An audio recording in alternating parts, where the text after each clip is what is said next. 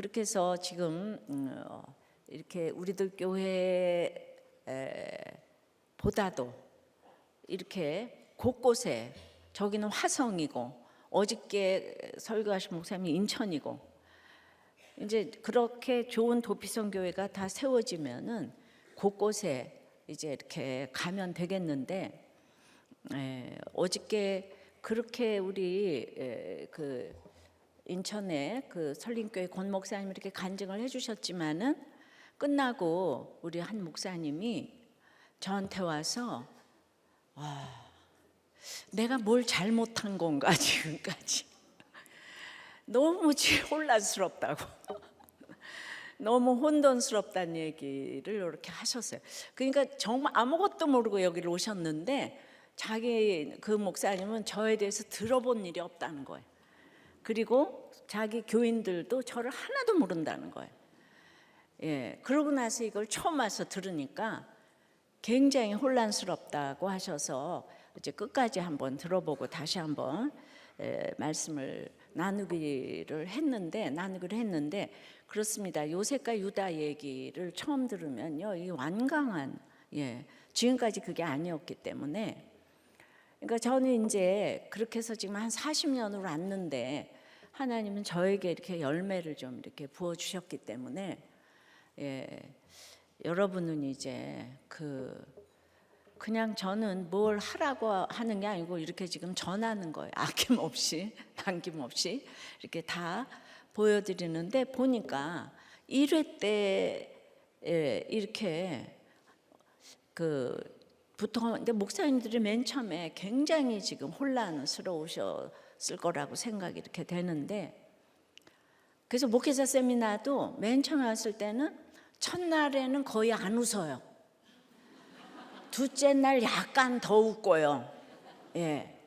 그래서 이제 거기도 날이 갈수록 그게 젖어들었는데, 그래도 이제 한 번 들어가지고는 이거를 모르겠다. 그러니까 이 오늘 수요 예배에 지금 빠지신 분들이 많으시네요. 그러니까 이게 혼란스러워서 안 오셨나 봐요 지금. 그래서 제가 또 이렇게 슬픈 길을 걸어가는데, 오늘 이제 오후에 그런 목회에 여러 가지 그 패널들의 얘기를 들어서 여러분들이 도움이 또 많이 되실 거예요. 그러니까 저는 이제 이렇게 있는 대로 쉽게 얘기를 해도 여러분들, 그래서 제가 그러잖아요. 한 사람 들리면 된다고. 한 사람 들리면 된다고. 그래서 난 이거 뭐지? 그냥 이게 아낌없이 남김없이 다 드리려고 하는데, 이게 그냥 이 기복적인 것이 아니라서 그런가. 그래서 너무 이렇게 실망하지 마시고요. 계속 끝까지 좀 이렇게 참여를 해보시면 좋겠는데요. 다니엘 아켄 사우스 이스턴 침례신학교 총장님이 이렇게 인터뷰를 하셨어요. 교회를 건강하게 성장시키는 가장 좋은 설교는 강해 설교인데, 설교는 하나님의 말씀을 전하는 것인데, 하나님은 우리가 전달하는 말이 아닌 하나님의 말씀을 축복하겠다고 약속을 하셨다. 즉 하나님의 말씀이 중요한 것이지 설교자의 말이 중요한 것이 아니다. 그러므로 설교자는 하나님의 말씀을 신실하게 전달해야 하는데, 근데 설교자는 성도들을 설교자로 양육하는 사람이어야 한다. 설교자의 강해 설교는 모든 성도가 각자의 삶의 터전에서 설교할 수 있는 본이 되어야 한다. 설교자의 강해 설교를 들은 성도들이 자신의 가정과 직장과 교회 등에서 목회자처럼 성경을 다룰 수 있어야 한다. 그래서 설교자가 어떤 사정에 의해 설교를 할 수 없을 경우 그를 대신해서 하나님의 말씀을 전할 수 있도록 양육해야 한다. 이게 총장님 인터뷰였어요. 근데 저는 이렇게 큐티를 이렇게 열심히 시키고, 우리도 교회가 아다시피 프로그램이 없는데 말씀에 의거해서 회개를 하니까 진짜 여러분들이 보셨지만 우리는 기도나 찬양이나 상담이나 전도나 중보기도나 뜨겁지 않은 게 없어. 아무것도 훈련을 한 게 없는데 모임은 그냥 뜨거워요. 이게 그러니까 스킬이 아닌 거예요. 테크닉이 아닌 거예요. 왜냐하면 그런 정말 그렇게 해서 이제 하다 보니까 제가 주일 설교하고, 그리고 제가 맨 처음에 목회를 하는데 뭘 누구를 시키겠어요. 휘문에서 하는데 주일하고 수요일 저녁에 겨우 이 식당에 허락 받아가지고 수요 모임을 제가 큐티로 일주일 거를 그렇게 해서 제가 암 걸리기 전까지 제가 다 이렇게 했어요. 암이 걸렸으니까 할 사람이 없잖아요. 그래서 그동안에 단연간의 목자로 양육을 받았던 이 목자님이 이렇게 마을로 초원지기로 올라가셔서, 그러니까 우리들 교회가 지금 여러분 들으셨지만은 주일 설교로 다 도배를 해서 그 말씀을 다 기억하고, 수요 예배로 또 내일 가서 여자 목장을 들으면 그걸로 또 도배를 하고, 이러다 보니까 말씀으로 너무 굳건하게 그러니까 부족한 대로 말씀이 있으니까 제가 그때 평신도들을 수요 예배 설교에 암 걸렸을 때 세우기 시작했잖아요. 그러니까 2016년 겨울 17년부터. 그리고 제가 언젠가는 떠날 거니까. 그런데 이 평신도들이 큐티 이렇게 하면서 자기 간증을 이렇게 하니까 당연히 평신도가 하면 아무도 안 나와야 되는데 수요 예배 저하고 똑같이 오는 거예요, 성도들이. 그때는 코로나 전이라서 3,000명씩 와서 수요 예배. 평신도가 하는데 전혀 줄지 않고 왔어요. 그러니까 저는 성도들을 설교자로 양육하는 사람이어야 한다고. 그런데 그게 저절로 이 다니엘 아킨 총장님 말한 것들이 이렇게. 그래서 이제 우리가 설교를 어저께 우리 권 목사님도 공부 많이 하셨지만 공부한 거하고 실제가 여기 있더라. 그러니까 우리 존 스타트하고 오카는 목사님 논문을 쓰신 우리 김대중 목사님도 교수님이고 목회 너무 잘하시는데 여기 오셨어요. 본인이 이런 공동체에 대해서 논문을 썼는데 그런 공동체가 실제로 이 땅에 있을까 했는데 와 보니까 있더라. 거기 또 큐티인을 쓰세요. 그래서 지금 알게 모르게 쓰시는 교회들이 많이 생겼는데, 그래서 그때부터 지금 평신도들이 이제 설교를 하다가 목회자들이 너무 설교할 수 있는 기회가 없어서 요새는 목사님하고 우리 평신도들하고 같이 이렇게 정말 말씀 이렇게 나누고 또 간증하고 하는 것들이 지금의 이제 정체성이 되었어요. 그래서 이제 오늘부터는 어저께까지 이론편이었다면 오늘부터 이제 실천편으로 들어가서 우리들 교회 그 평신도들의 이 모든 사역을 보여드리겠는데, 오늘은 이제 초원지기님 중에서 박동진 초원지기님이 나와서 이제 그 설교와 간증을 좀 이제 하실 텐데, 그러니까 여러분들이 이렇게 좀 키워내시라고. 어저께 이렇게 말했듯이 정말 이분은 S대 출신으로서 아주 안티예요. 안티여서 저를 너무 괴롭혔는데 붙어 있다 보니까, 그러니까 이런 분도 이렇게 설교를 할 수 있다는 거를 보여드리기 위해서 오늘 특별히 그동안에 너무 은혜가 넘치는 우리 여자 이 평초원지기님들이 또 이렇게 많이 하시고, 물론 남자도 하셨지만은 그래서 이제 평범하지만 평범하지 않은 박동진 초원지기 장로님을 소개하겠습니다.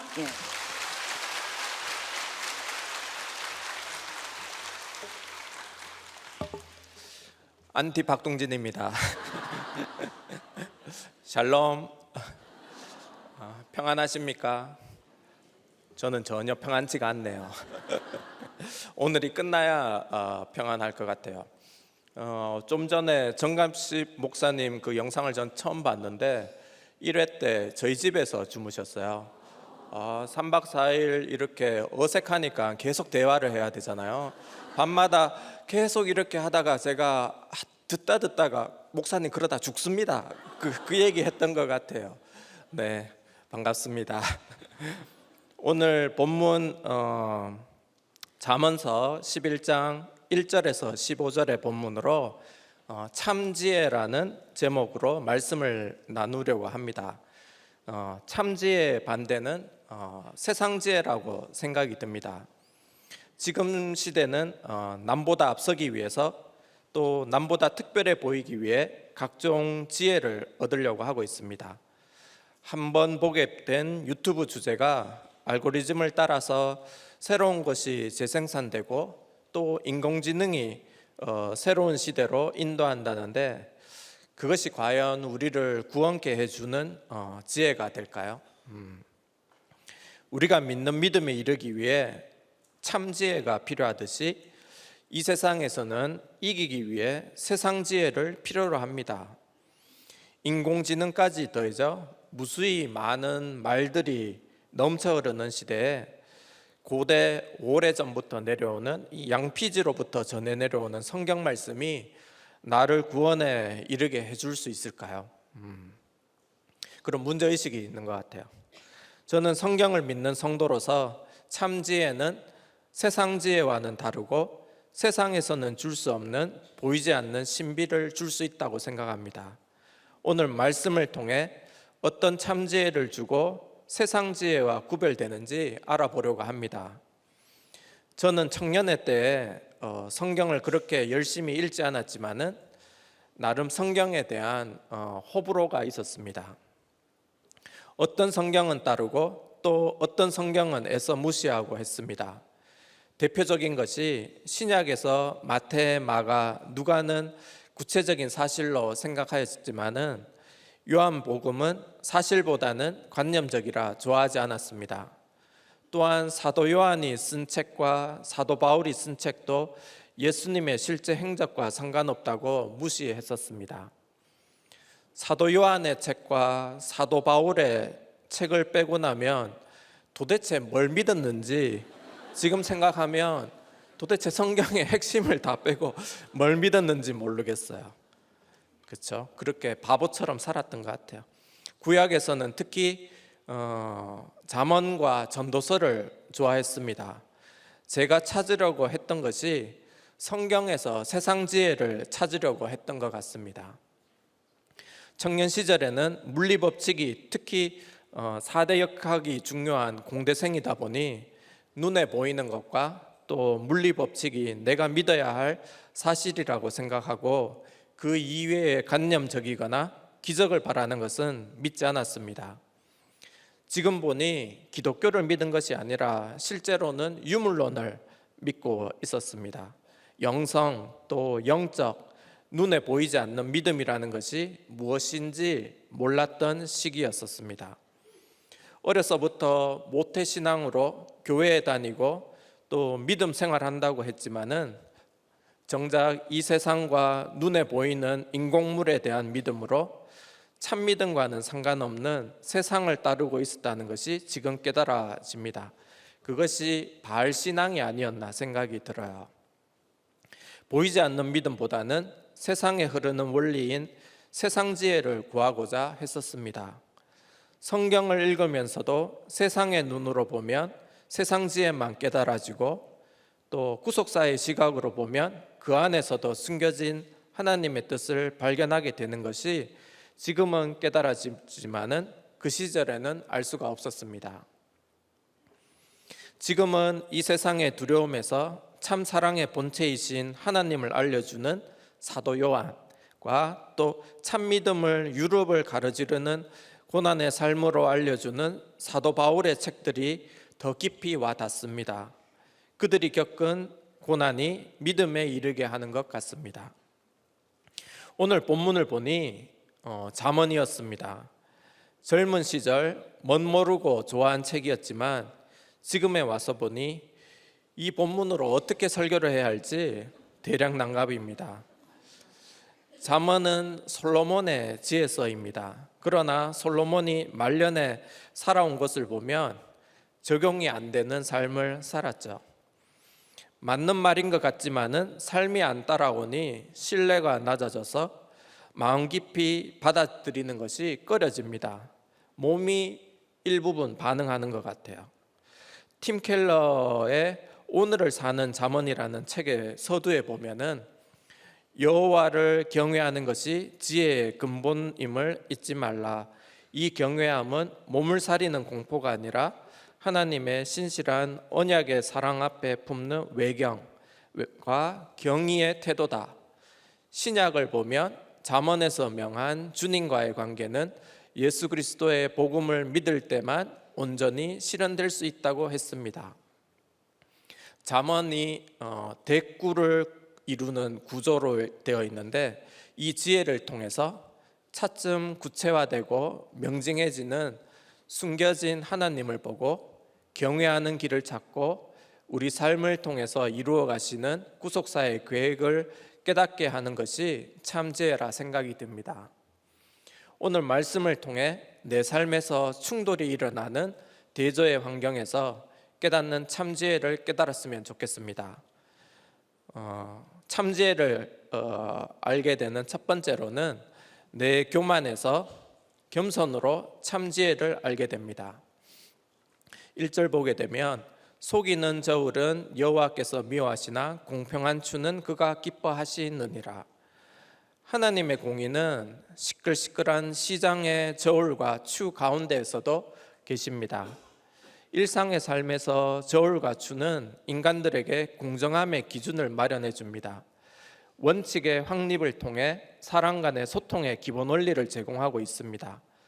사람들 간의 소통 원리의 근간인 하나님의 공의를 세상의 눈에는 보이지 않게 되니 속임수와 거짓이 있게 됩니다. 2절은 같이 읽어보겠습니다. 교만이 오면 욕도 오거니와 겸손한 자에게는 지혜가 있느니라. 속임과 거짓이 대담해지면 더 나아가서 세상의 주인처럼 여기는 교만이 자리 잡게 됩니다. 내가 주인이 되면 남을 무시하고 자연스럽게 욕을 하게 됩니다. 보이지 않는 하나님을 아는 이는 내가 죄인이기에 겸손케 되는 지혜가 있습니다. C.S. 루이스의 순전한 기독교에 보면은 이 세상에 사는 사람이라면 누구도 자유로울 수 없는 악이 하나 있습니다. 그러면서도 다른 사람에게서 그것이 나타나면 누구나 혐오하는 악, 그리스도인 말고는 자신에게도 그런 악이 있다는 것을 생각조차 못하는 악이 있습니다. 사람들이 이보다 더 싫어하는 악이 없으면서도 이보다 더 스스로 깨닫지 못하는 악도 없습니다. 이 악이 많이 있는 사람일수록 다른 사람에게 나타나는 이 악을 더 싫어합니다. 이 악이란 바로 교만 또는 자만입니다. 이와 반대되는 덕목을 기독교 도덕에서는 겸손이라고 부릅니다. 기독교 스승들의 가르침에 의하면 가장 핵심적인 악, 가장 궁극적인 악은 교만입니다. 악마는 바로 이 교만 때문에 악마가 되었습니다. 교만은 온갖 다른 악으로 이어집니다. 이것을 하나님께 전적으로 맞서는 마음 상태입니다. 길게 인용하는 이유가 이 책을 읽으면서 마치 내 마음을 들킨 것 같은 마음이 들었습니다. 제가 교만하게 살아왔기에 교만을 알지 못했고 또 깨닫고 나니 저의 교만을 더 잘 알게 되는 것 같습니다. 3절에 보게 되면 정직한 자의 성실은 자기를 인도하거니와 사악한 자의 패역은 자기를 망하게 하느니라. 사악한 자의 패역은 짧은 시간에는 세상에서 성공한 것처럼 보이나 그 마음이 부패했기에 이미 망하게 되었고, 정직한 자의 성실은 하나님을 아는 성실로 자기도 모르게 인도함을 받게 됩니다. 4절 보면은 재물은 진노하시는 날에 무익하나 공의는 죽음에서 건지느니라. 우리는 모두 다 세상에서 진노의 날을 죽음으로 맞이하게 됩니다.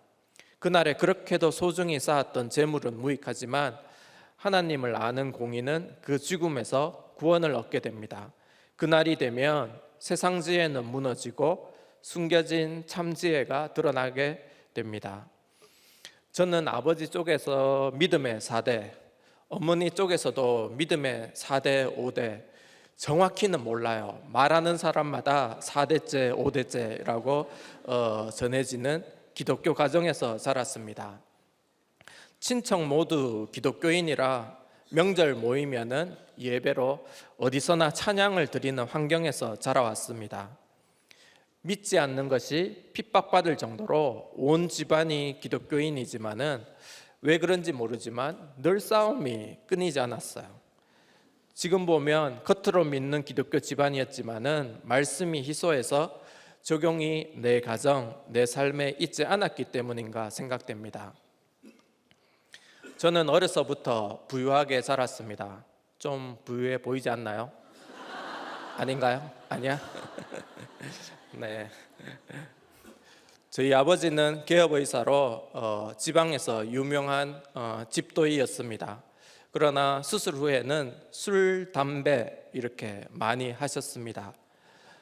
설 명절 때는 담배를 많이 하니까 이제 손에 이렇게 해서 혈서로 금연 이렇게 썼어요.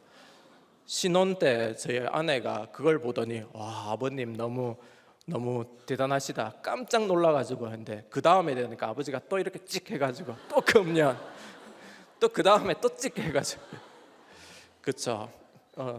돌아가시고 이제 끊으셨어요. 술 담배를 너무 많이 좋아하셨던 것 같아요. 좀 더 나아가서 진통제, 몰핀, 마약을 했습니다.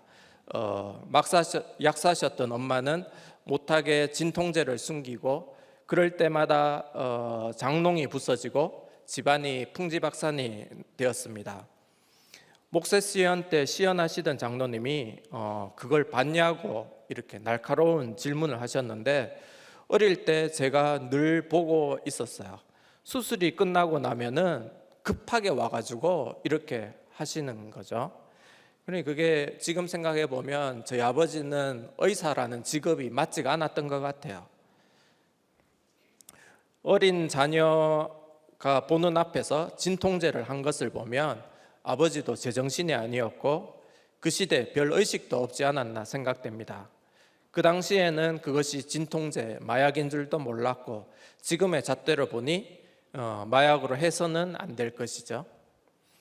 아버지는 교회에서는 장로님, 또 지역에서는 개업의 의사, 또 지역 유지로 계셨지만은 집안에서는 제 머리로는 이해할 수 없는 가장이었습니다. 지금과 같은 공동체와 말씀이 없었기에 어린 마음에 이 집구석을 떠나보리라 열심히 공부를 했습니다. 불화 가정에 집구석을 떠나려는 열망이 엄청났던지 S대학에 갈 수 있었습니다. 이런 동기라도 저런 대학 가면 좋겠다고 생각하는 분들 지금 많이 계시죠? 사탄이 틈탄 겁니다. 회개하십시오. 재수 없는 얘기로 들리겠지만 그때 어려서 마음이 어지럽고 스트레스가 쌓일 때 되면 수학 정석을 이렇게 풀면은 이제 스트레스가 이렇게 쭉 내려가고 이렇게 공부가 체질이었어요. 공부밖에 할 게 없었던 것 같아요. 네, 정말 제가 얘기하면서도 재수가 없어 보이네요. 세상에서는 공부를 열심히 하는 좋은 동기가 될 수 있지만 아버지와의 관계를 거절한 것은 하나님 아버지와의 관계도 거절한 것과 같았습니다. 저는 하나님 아버지 그렇게 어릴 때는 얘기해 본 적이 없는 것 같아요. 아버지가 싫어서 그랬던 것 같아요. 내 힘으로 학벌로 경쟁으로 세상에서 이기려 하니 그것이 힘이 되어 나 자신이 권세가 되었습니다. 내가 권세가 되니 말씀 없는 결혼 생활에서 아내와도 또 자녀와도 소통이 되지 않았습니다. 오늘 말씀처럼 교만함이 사악한 자의 폐역이 되었습니다. 그렇죠. 말씀처럼 되어가는 것 같아요. 세상은. 아내 어릴 때부터 대학 입학까지의 피아노 선생님, 요거 정정해서 어릴 때만 아니라 대학 입학까지 피아노 선생님이시던 김영재 목사님이셨습니다. 어느 날 수요 예배를 이렇게 갔다 오더니 시원하다고 같이 가자고 했습니다. 저는 단칼에 거절을 하고 1년 반 이후에 이런저런 여러 가지 이유로 등록하게 되었습니다. 휘문 학교에서 예배를 드리는데 익숙지 않는 목사님 목소리가 저희 엄마랑 비슷해가지고 들으면은 딱 이렇게 네. 자리도 지금은 좋아요. 실수. 지금은 좋습니다. 네, 불편한 자리도 덥고 또 시간도 오래되어가지고 화가 나서 운동장을 배회했었습니다. 지금 생각해 보면 죄와 고난이 무엇인지 몰라서 말씀이 안 들렸던 것 같습니다. 그 후 오랫동안 회사 옆에 휘문 옆에 회사가 바로 있었어요. 수요 예배 근처도 가지 않았습니다. 아내 선생님이지 제 선생님은 아니니까 제가 가야 할 이유가 없었어요. 내가 알고 있는 믿음이 옳은 것으로 생각하니 새롭게 들리는 말씀이 들리지 않았습니다.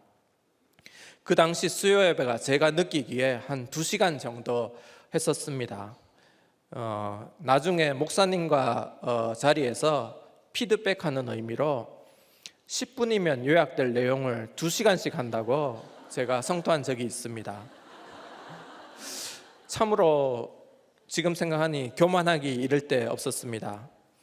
지금 설교해 보니까 10분으로 제 설교도 오늘 10분으로 요약될 것 같은데 그 외의 적용이 얼마나 힘든 것인지 실감하게 됩니다. 수요 설교 때 설교 이후에 통성기도가 그 이후에 1시간 정도 있었는데 그때는 시작하면 바로 뛰쳐나가 버렸습니다. 수요 예배의 자리로 또 말씀의 자리로 또 기도의 자리로 잡히기까지 저는 오랜 시간을 필요로 했습니다. 교만을 깨닫고 나를 인식하기에는 그만큼의 시간을 필요로 한 것 같습니다. 얼마 전에 부활절 새벽 예배를 처음으로 한 주간 한 적이 있는데 2시간씩 하는 그 예배가 너무나 큰 은혜가 되었습니다. 믿음은 생각과 머리로 믿는 것이 아니라 가슴과 몸으로 내려와야 함을 온몸으로 깨닫게 됩니다. 지금도 믿음을 말로 설명하지만 설명하기 어려운 것이 믿음이라는 생각이 듭니다. 예전 목자 모임 때 목사님과의 자리에서 목사님께서 저보고 이제 박 집사는 교만해 그렇게 얘기를 하셨는데 저는 지체 없이 좀 그렇죠? 이렇게 일단 입으로 올소이다 했습니다. 머리가 똑똑해서 일단 집에 일찍 돌아가려고 아니면 그날 집에 돌아갈 수가 없어요. 정말 올소이다 내 교만을 인정하기까지 오랜 시간이 걸렸습니다. 근데 그때 말로 한번 내뱉은 올소이다가 내가 교만인 것을 생각나게 하고 한번 올소이다가 되니 두 번째는 더 쉽게 올소이다가 되게 해주었습니다. 그래서 입으로 하는 고백이 중요하다는 생각이 들어요. 저의 거짓된 평화를 깨기 위해 자녀 고통을 통해 깨닫게 해주셨습니다. 아들은 지금 대학 졸업한 청년인데 초등학교 2학년부터 과잉행동장애, 또 틱장애, 또 소아우울증, 학교에서는 혼자 있고 왕따를 좀 당하였습니다. 자녀의 고난이 깊어지니 말씀으로 해석하려고 생각하게 되고 아버지의 고난이 그때서야 이제 기억이 나고 잊어버리고 있었어요. 기억이 나고 자녀의 힘든 것이 조금이나마 같이 느끼게 되었습니다. 저의 아버지는 나중에 보니 베트남전 참전 의사로 고엽제를 많이 맞았고 여러 트라우마로 약을 하게 되셨습니다. 그 이후 알 수 없는 병으로 육체적 또 정신적으로 힘드셨던 것 같아요. 그 힘든 시절을 믿음으로 가정을 지키려고 애썼던 것 같습니다. 가정 불화가 있었지만은 엄마 아버지는 가정을 지키셨고 믿음을 지키기 위해 교회와 성경책을 놓지 않으셨습니다. 약과 몸의 문제로 나중에는 넘어지셔가지고 뇌출혈로 어린아이의 지능이 되어서 2-3년간 투병을 하셨습니다. 어린아이와 같이 되었지만은 기독교 방송을 들으면 좋아하셨고 오히려 화를 내지 않는 남편이 되어 엄마는 더 좋아하는 것으로 보였습니다. 그래서 저희 이제 지능이 어리니까 저희 어린 애의 책을 갖고 가서 저희 엄마가 우리 아버지를 계속 가르치셨어요. 그렇게 가르쳐서 뭐 하는지 모르겠지만은 계속 이렇게 가르치셨어요. 부드러운 남편을 그렇게 소원하셨는데 이상한 방법으로 소원을 이루셨습니다. 부드러운 남편을 소원하시나요? 머리가 깨지면 됩니다. 단 부작용이 부드러워질 수도 있고 더 화를 낼 수도 있고 각자 삶의 결론으로 돌아가시는 날 찬송가를 들으면서 평안한 얼굴로 돌아가셨다고 들었습니다. 돌아가실 때 국가유공자로 판정되어 지금 대정현충원에 계시고 저는 국가유공자 자녀가 되었습니다. 아버지 얘기만 나오면 저에게는 믿음과 국가유공자라는 자랑스러운 표지를 남겨주었습니다. 네, 참조 자료를 한번 보도록 하겠습니다. 네, 지난번에 한번 공유했던 자료인데 우측에 보면 월란 참전이라는 묘비가 써 있죠. 저희 어머니인데 우울해하시다가 날로 속에서 이제 기쁨이 막 이렇게 끓어오르는 것 같아요. 요즘은 너무 좋으신가 봐요. 네, 뭐가 좋은지 저도 좋아요. 아버지의 겉모습이 세상의 옳고 그름으로 그때와 지금을 생각해 보면 판단하는 것이 어리석은 일입니다. 지금 제 나이가 저희 아버지가 열심히 약하던 시기였던 것 같아요. 지금 제 머리 상태를 생각해 보면 뭘 알겠습니까? 그렇죠? 그때는 아버지가 위대하다고 생각하지만 똑같은 그거죠. 지금 제가 믿음을 가지도록 해주신 부모님에게 감사함을 느끼게 됩니다. 저는 세상을 쫓아 이기려 했지만 세상을 이기려 하니 교만케 되고 그 교만이 나와 내 가족을 악으로 물들게 했습니다. 아버지의 육이 무너져 겸손으로 믿음이 무엇인지 보여주시고 참지에는 내 교만을 떠나서 겸손히 여호와를 아는 것임을 다시 한번 깨닫게 됩니다. 적용 질문을 드리겠습니다. 세상을 이기려는 내 교만은 무엇인가요? 내 교만을 깨뜨리는 겸손의 사건은 무엇인가요? 두 번째는 자기의 길에서 환난을 통해 구원으로 참지혜를 깨닫게 하십니다. 5절 보면 완전한 자의 공의는 자기의 길을 곧게 하려니와 악한 자는 자기 악으로 말미암아 넘어지느니라. 속이는 저울은 짧은 시간에는 돈을 벌게 하지만 그 내면은 자기 악으로 말미암아 병이 들게 됩니다. 결국에는 자기 악으로 나도 속고 남도 속이게 되어 넘어지게 되지만 하나님을 경외하는 자는 그 내면이 하나님을 알기에 자기 죄를 보면서 굽은 길에서 돌이키게 됩니다. 6절 보면 정직한 자의 공의는 자기를 건지려니와 사악한 자는 자기의 악에 잡히리라. 내가 주인이 되면 선택의 기준이 내 생각이기에 깨어있지 않는 생각은 나도 모르게 악에 사로잡히게 됩니다. 인간이 주인이 되어 데카르트는 이렇게 얘기했죠. 나는 생각한다, 고로 나는 존재한다라고 선언했지만 생각의 주인인 것 같지만 내 생각에 사로잡혀 생각이 내 주인이 되어갑니다. 생각이 많아 끊이지 않는 생각이 병이 되어 지금의 수많은 마음의 병을 만들고 있는 것 같습니다. 성경은 내가 주인이 아니라 내 생각을 내려놓고 십자가를 지라고 합니다. 이 시대는 내 생각하기를 멈추고 하나님과 타인을 보기에 어려운 환경 같습니다. 7절 보면 악인은 죽을 때에 그 소망이 끊어지나니 불의의 소망이 없어지느니라. 이 세상과 믿는 이들의 가장 큰 차이는 죽음에 대한 견해인 것 같아요. 이 세상은 죽음이 끝이라고 하지만 믿음은 죽음은 설레임으로 받아들여야 하는 것입니다. 하나님을 알고 이 세상의 시간을 넘은 영원을 소망하면 죽음을 설레임으로 받을 수 있지 않을까 생각됩니다. 8절 같이 읽어보겠습니다. 시작. 의인은 환난에서 구원을 얻으나 악인은 자기의 길로 가느니라. 사람은 고난이 닥치면 그 사람의 본질이 보인다고 합니다. 의인은 고난의 환난의 구원의 사건이 되나 악인은 자기 길만 추구하기에 구원에서 멀어집니다.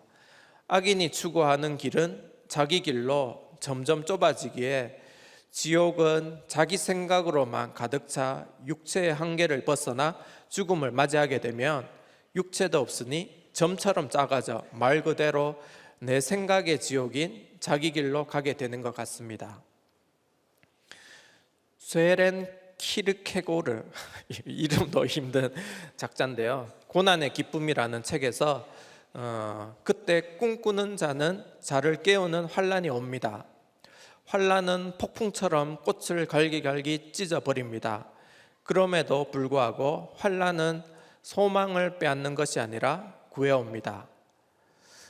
이렇게 얘기했는데요.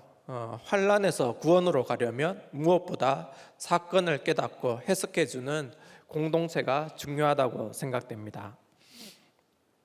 제 믿음의 수준이 되었든지 고등학교 입학을 앞둔 아들에게 조증이 왔습니다. 잠을 안 자면서 평소와 너무나 다른 모습에 아내와 저는 놀랐고 어찌할 바를 몰랐습니다. 교회 공동체에서 나누면서 약물 치료와 믿음의 지체들에게 물으면서 인내하였습니다. 이 고난의 소식에 교회에서 원 메시지 올 제너레이션이라는 가족 큐티 영상을 찍으라는 적절한 처방을 주셨습니다. 순정하여 찍기로 하였습니다. 그러나 마침 찍는 전날 아들의 조증이 극심해졌습니다. 다음 기회로 연기할 수 있었지만 세상에 우연한 사건은 없으니 영상을 찍기로 했습니다. 아무 각본도 없이 실제로 그때 담당하시는 목사님이 그냥 몸만 오시더라고요. 각본이 있는 줄 알았는데 그냥 가족이 카메라 앞에서 영상을 찍게 되었습니다.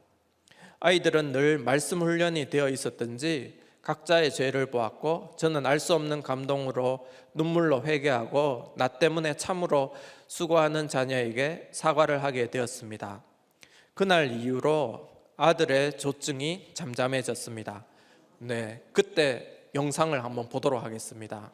해석은 하나님께 있습니다. 주제인데 이 술 맡은 자와 떡 굽는 자가 꿈을 꿨는데 요셉이 그 근심을 물어주고 또 근심에서 또 해석으로 나아가게 되는 것 같아. 그럼 오늘 말씀대로 근심이 뭔지, 내 근심이 뭔지, 이게 기란 해석인지 흉한 해석인지 또 이것이 다 하나님께 있는지 나눠보면 좋을 것 같아. 먼저 명환이 요즘 근심이 뭐야? 시험이 근심거리였어요. 근데 시험 때문에 이렇게 근심하다가 보니까 어떤 일이 생긴 것 같아? 좀 마음이 힘든 일이 생기지. 막 흥분되거나, 막 갑자기 우울하거나. 어떻게 됐으면 좋을 것 같아? 오늘 말씀에 비춰볼 때? 오늘 말씀을 보면 하나님께 해석이 있다고 하는데 이 근심 걱정에 해석되었으면 말씀으로 해석되었으면 좋겠다. 진짜로? 진짜로? 말씀으로 해석되면 좋을 것 같아? 그게 기란 해석이든지 또 흉한 해석이든지 그거를 참 이렇게 요셉처럼 잘 해석하고 가면 좋겠는데 명환이 엄마다. 엄마의 근심은 항상 너네들인 것 같아. 이렇게.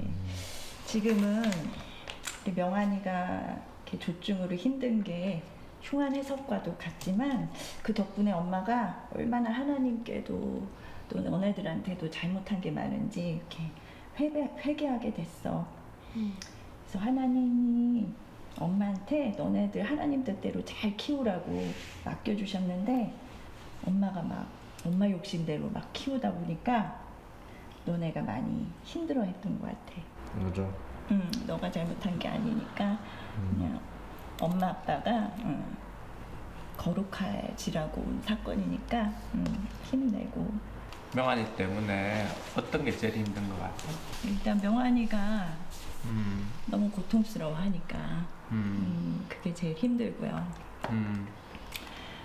잠도 못 자고 그리고 너무 불안해하고 또 너무 속상해하는 거 보는 게 가장 가슴이 아프고 하지만 공동체가 있어서 너무 감사한 것 같아요. 네, 아들이 이렇게 왔다 갔다 하는 모습을 그때는 몰랐지만은 제가 영상을 얼마 전에 봤어요.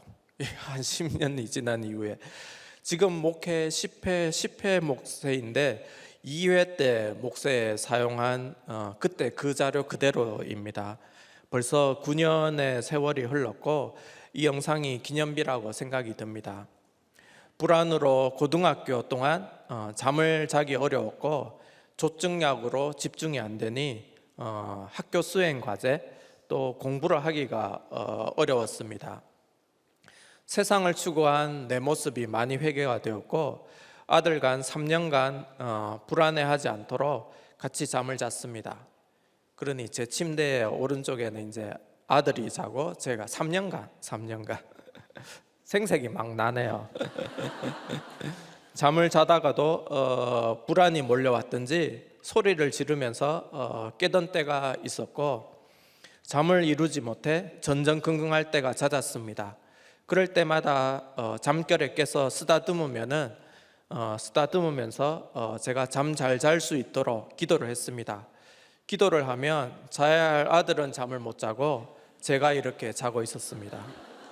그때 기도 덕분인지 아들은 현재 잠을 잘 자고 있습니다. 학교 수행 과제가 많은데 학원 가기도 힘들어서 직접 여러 과목을 보며 가르치기도 하였습니다. 고등학교 때 배운 전 과목이 이때 쓰이려고 한 것 같아요.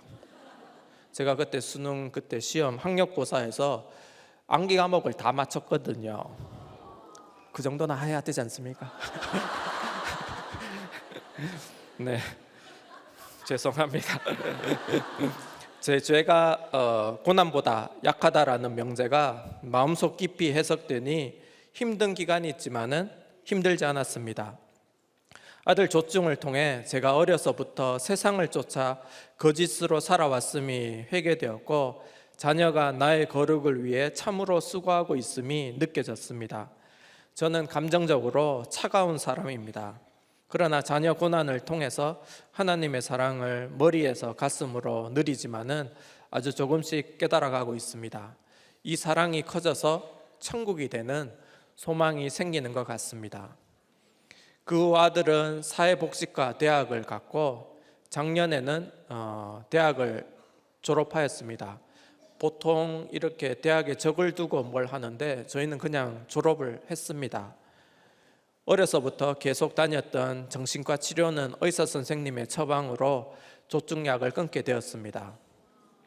아들은 사회 가기 위해 취업 준비, 자격증 준비를 하고 6개월 동안 식판을 닦는 알바를 하고 최근에는 사회복지사 비정규직에 취직하여 최저시급으로 첫 월급을 받고 또 두 번째 월급을 받았습니다. 사회복지사로 정신지체 아이들과 자폐아를 대상으로 일하고 있습니다. 일하는 것을 어려워하지만 사회생활을 하는 것을 환난을 구원으로 바꿔주신 것으로 감사하고 있습니다. 교회 청년부에서 말씀 보고 현재 부목자로 또 청소년부 스텝으로 세상에서 보기에는 느리지만은 말씀 따라 가고 있습니다. 저의 적용과 의사 처방보다는 아들을 치료한 것은 목장과 봉사의 자리에 가서 공동체 생활을 하니 치료가 되어 가는 것 같습니다. 신교제 또 신결혼을 위해 우리들 교회 믿음 좋은 자매들을 많이 연락 주십시오. 저한테 말고 제 아들한테. 네, 저의 조건은 까다롭습니다. 목세 참여 교회는 안 되고 우리들 교회 자매만 됩니다. 네, 적용으로 내가 추구하는 자기 길은 무엇인가요? 자기 길을 돌이키게 하시는 환난은 무엇인가요? 세 번째는 악인의 패망에서 의인의 형통으로 참지혜를 깨닫게 하십니다. 9절을 보게 되면 악인은 입으로 그의 이웃을 망하게 하여도 의인은 그의 지식으로 말미암아 구원을 얻느니라. 구원을 얻게 하는 것은 눈에 드러난 말이 아니라 하나님을 아는 지식입니다. 타인을 보게 되면 나도 모르게 그 위치성으로 판단하게 되고 그 판단이 편견으로 고정관념이 생깁니다. 고정관념으로 가득 찬 내 마음은 이 세상을 판단으로 나도 모르게 세상을 불신으로 이웃을 서로 망하게 하는 것 같습니다.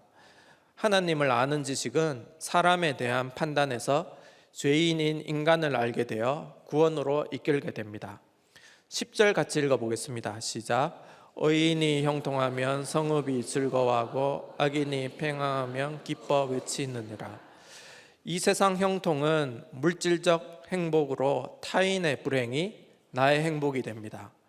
그러니 그 악인의 패망은 비교로 기뻐 외치게 됩니다.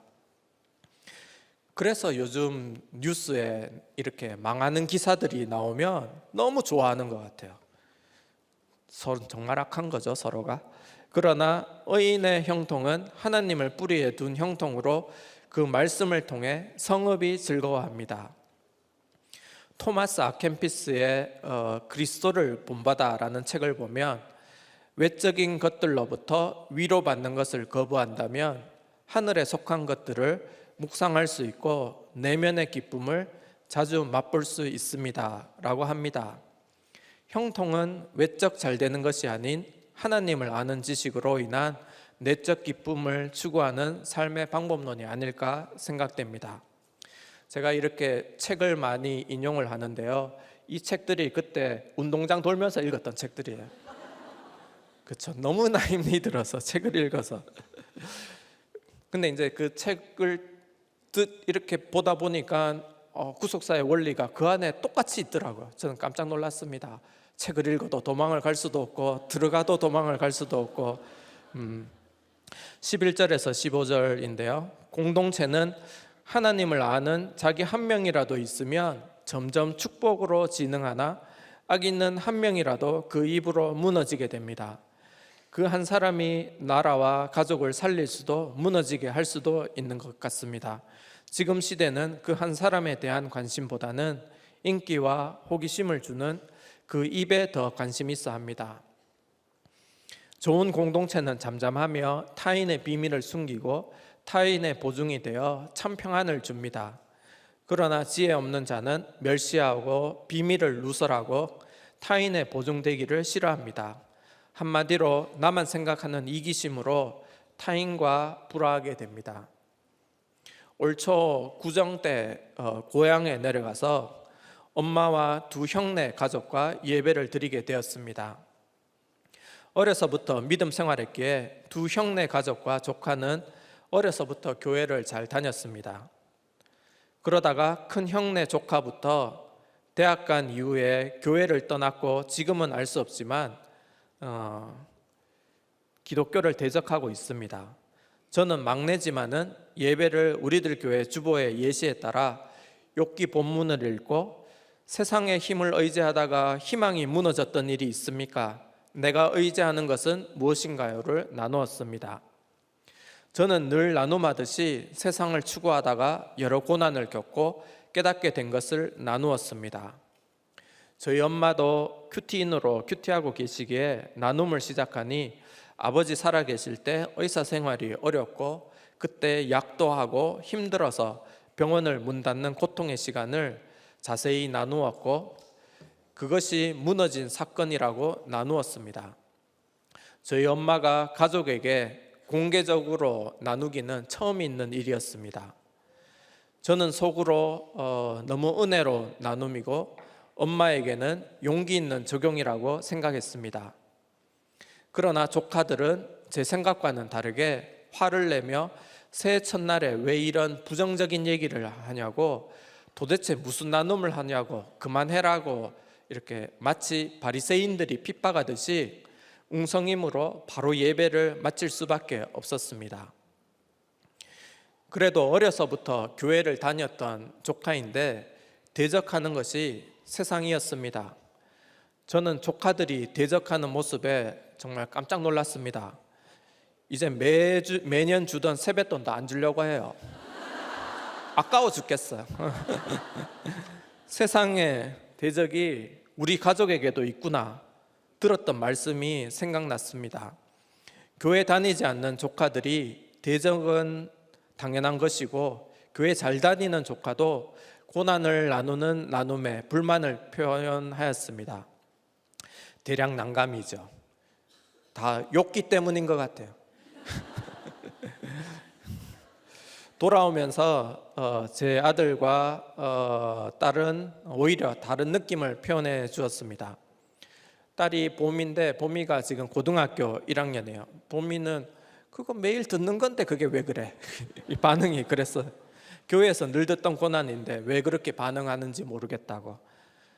또 아들은 오늘 할머니 깊이 있는 나눔에 많은 것을 알게 되어 좋은 시간이었다고 나누어 주었습니다. 조카와 형은 지금 세상의 형통으로 말씀에서 위로받는 것은 아닌 것 같습니다. 조카와 자녀들이 확실하게 대꾸가 되어 마음의 충돌을 느낄 수 있었습니다. 교회에서는 청소년국 또 청년국에서 듣던 간증과 나눔이 세상에서는 알 수 없는 가치관으로 해석의 힘이 생기는 것을 보고 가게 됩니다. 동시에 조카들에 대한 안타까움이 생기게 됩니다. 세상은 남과 이기려 비교하지만은 믿음은 타인의 고통을 듣고 체휼하게 됩니다. 참 믿음은 고난을 회피하지 않고 고난을 해석하게 됩니다. 아직 어린 자녀들이 믿음이 있으니 할머니를 이해하려 하고 해석하게 되는 것 같습니다.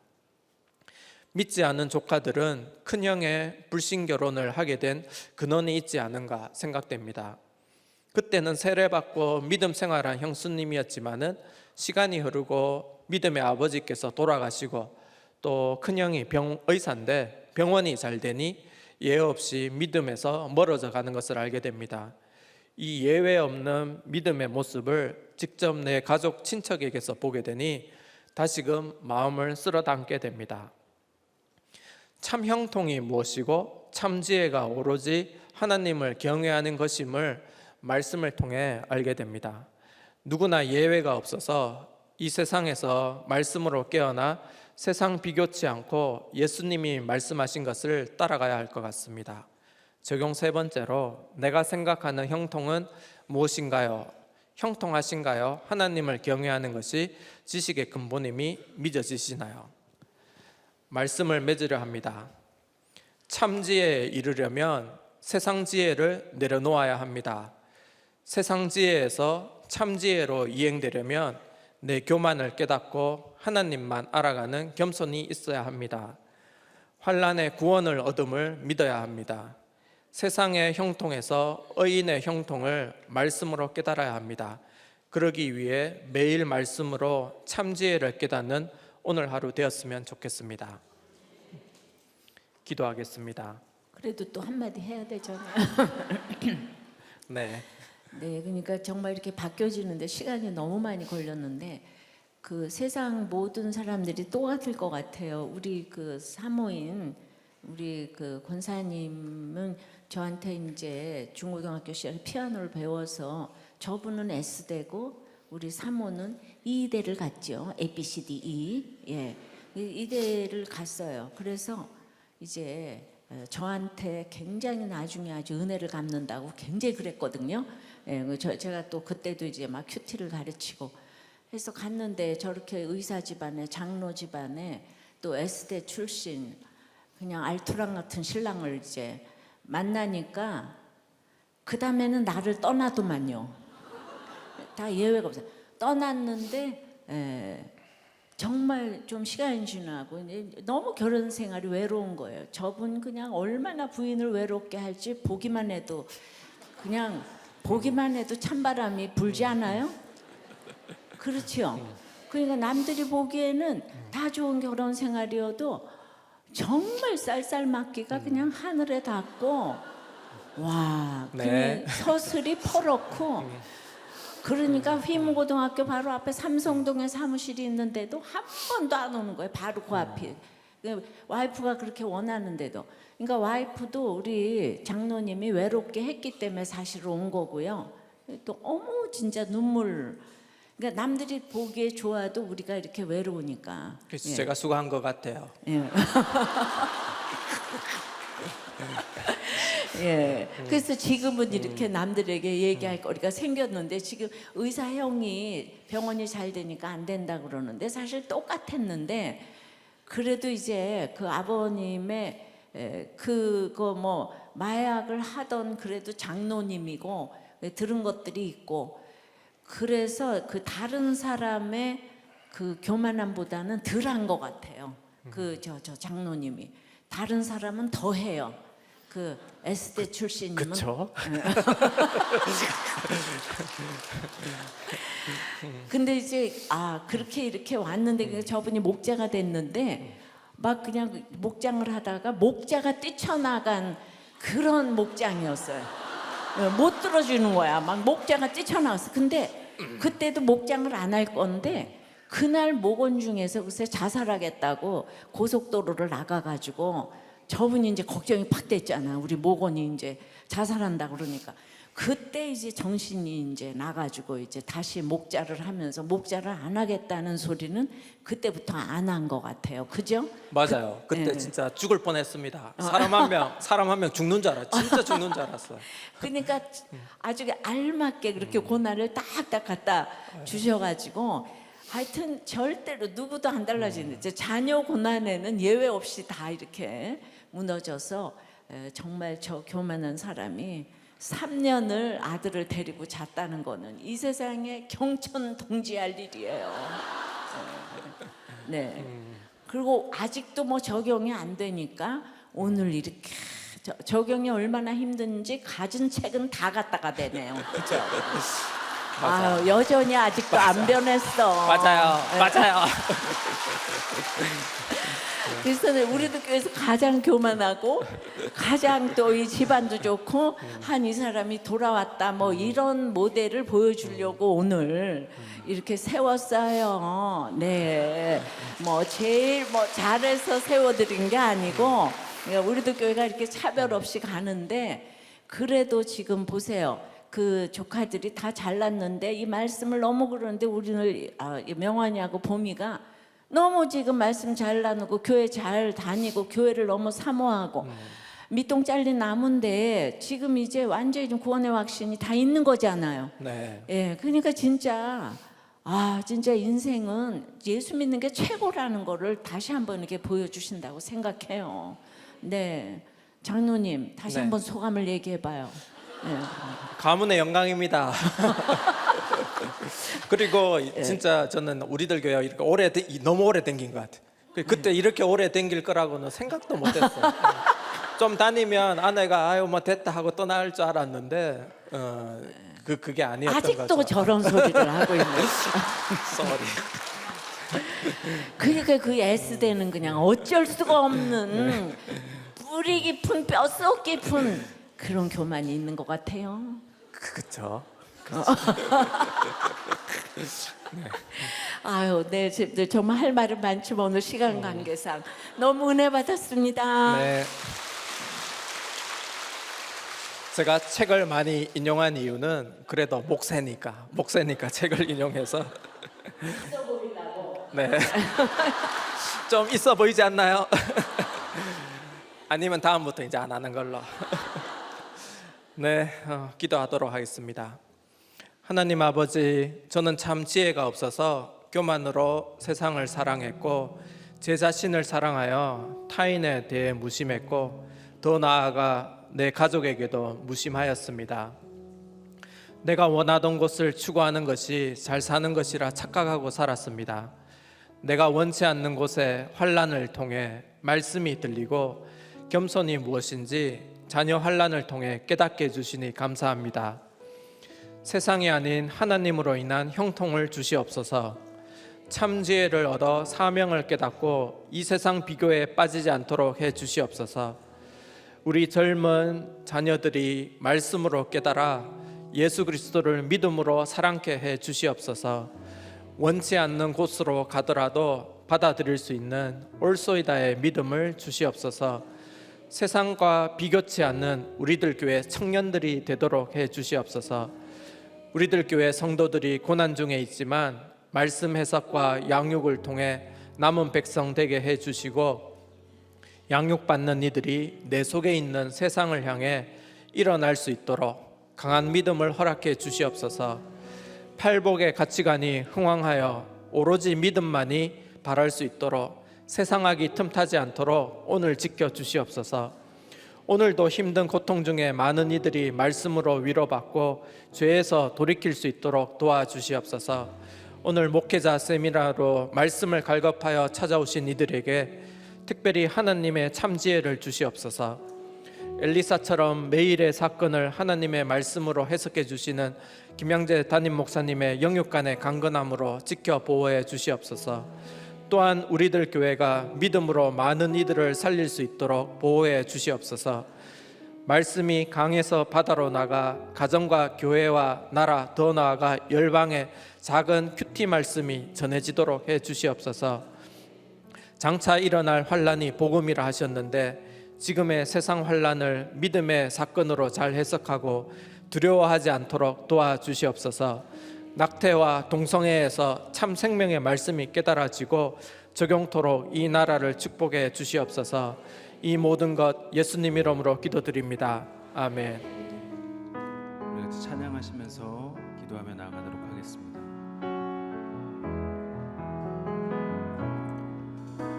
왜 나를 깊은 어둠 속에 홀로 두시는지, 어두운 밤에 왜 그리 길었는지,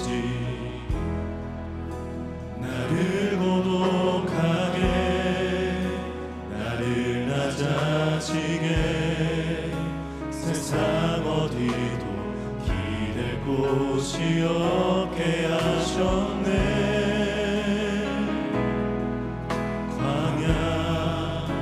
광야에 서 있네. 주님만 내 도움이 되시며,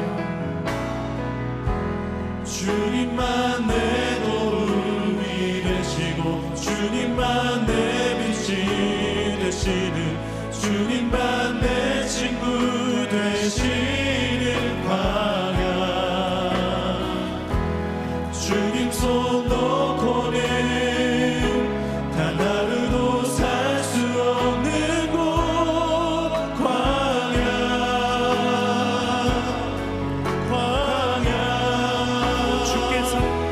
주께서 나를 사용하시려, 나를 더 정결케 하시려, 나를 택하여 보내신 그곳 광야.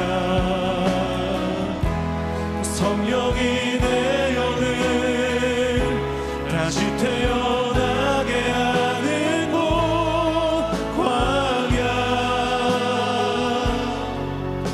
광야에 서 있네. 내 자가 산산이 깨지고 높아지려 했던 내 꿈도 주님 앞에 내려놓고, 오직 주님 뜻만 이루어지기를, 나를 통해 주님만 드러나시기를.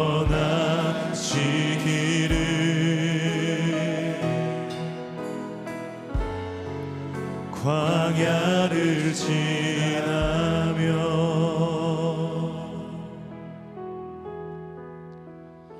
우리 들으신 말씀을 생각하며 함께 기도합시다. 개인과 가정을 위해서 기도합시다. 나와 가정에 속이는 저울이 있음을 회개합시다. 악을 판단하고 혐오하지만 그 혐오스러운 죄가 내 안에 있음을 알지 못하는 속이는 저울이 내게 있습니다. 말씀을 알고 있다고 말씀대로 살아야 한다고 외치지만 그 말씀을 적용하며 말씀대로 믿고 살고 누리지 못하는 기울어진 추를 가지고 있습니다. 나를 힘겹게 하고 아프게 하는 남편과 아내, 자녀, 부모님에 대해 자기 연민과 피해의식을 갖고 원망과 정죄를 쏟아내지만 정작 가족 안에 있는 외로움과 아픔과 눈물에 대해서 냉담합니다. 주님, 내 안에 주님이 기뻐하시는 공평한 주가 하나도 없음을 고백합니다. 내 안에 교만과 욕심이 구원의 진전을 막고 있습니다. 고난이 없이는, 내게 광야가 없이는 교만과 욕심의 저울을 볼 수도 없는 인생입니다. 주님, 내게 변하지 않는 광야가 있고 고난이 있음에 나를 위해 수고해주는 아내와 남편이, 자녀가 있어 감사합시다. 전심으로 주님을 따르게 하여 주시옵소서. 광야에서 주님 손 놓지 않고 일평생 살게 하여 주시옵소서. 성령으로 변화된 인생 살게 하여 주시옵소서. 주님 살려 주시옵소서. 고쳐 주시옵소서. 성령으로 충만하게 하여 주시옵소서. 다 같이 주님 부르고 기도합니다. 주여,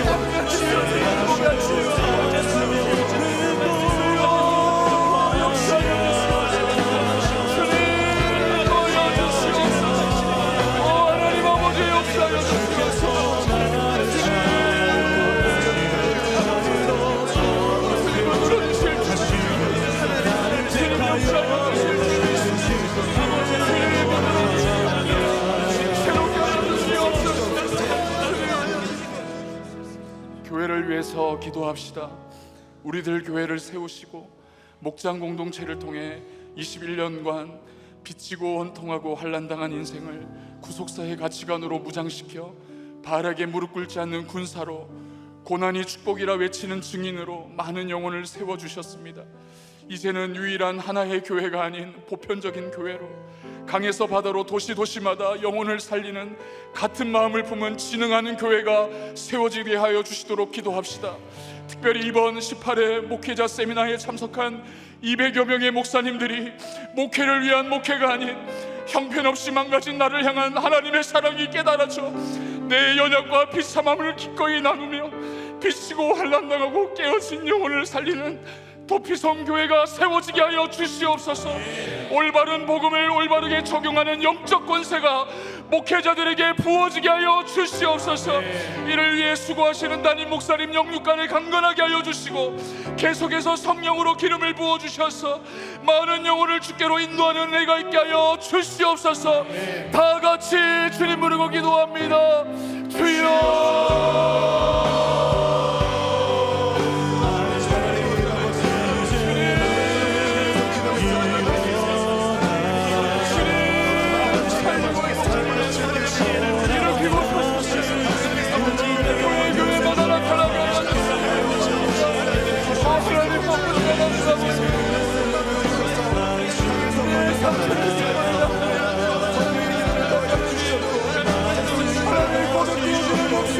하나님의